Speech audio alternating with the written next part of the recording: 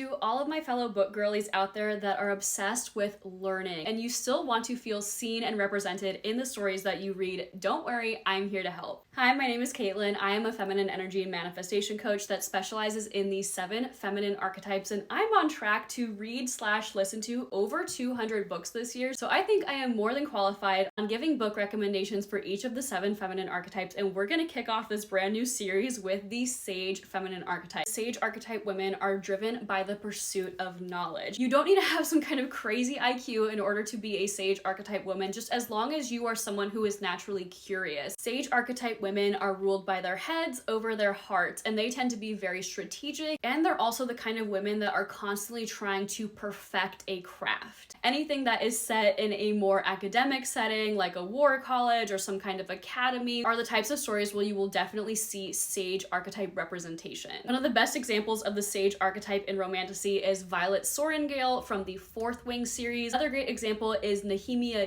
Yitger, I hope I'm saying that right, from the Throne of Glass series. Another example is Hypaxia Enador, who is a side character in Sarah J. Maas's Crescent City series. I recently read Rose in Chains, which is my very first Dramini book. The main character in that book is Bryony Rosewood, who is heavily inspired by Hermione Granger, and so she is a Sage archetype woman. Speaking of Hermione Granger, let's get into some young adult examples of the Sage archetype woman. So obviously we have Hermione. A lot of us grew up with Annabeth Chase from the Percy Jackson series, and one of my favorite examples of the Sage in a more recent young adult book is Iris Winnow from the Letters of Enchantment duology that I think actually has a prequel book coming out soon that I'll be sure to check out because I loved that duology. The queen of the Sage archetype character within contemporary romance books is definitely Allie Hazelwood. I have read both The Love Hypothesis with Olive Smith as the main female character and Love Theoretically with Elsie Hannaway as the main female character. Both of them are women in STEM who are looking to find love, and they are some of the best, most detailed, most accurate representation of Sage archetype women that I've ever read in any book. If you're interested in more classic stories, I love Jane Austen books, and obviously Elizabeth Bennet from Pride and Prejudice, and I would also argue Emma Woodhouse from Emma are both Sage archetype women. Two other characters that I wanted to mention are Marianne Sheridan from the book Normal People and Sadie Green from the book Tomorrow and Tomorrow and Tomorrow. I loved both of these books so much. I believe they're more in the literary fiction genre. I don't know, that's not a genre that I touch all of that much, but both of those women are most certainly the Sage archetype. If you are also a reader like me and you want even more examples of your specific feminine archetype, be sure to check out my Feminine Archetypes Masterclass course, which is launching very soon. You can find the link to it in my bio or on my website, thedreamgirlacademy.com. I would love to see you there.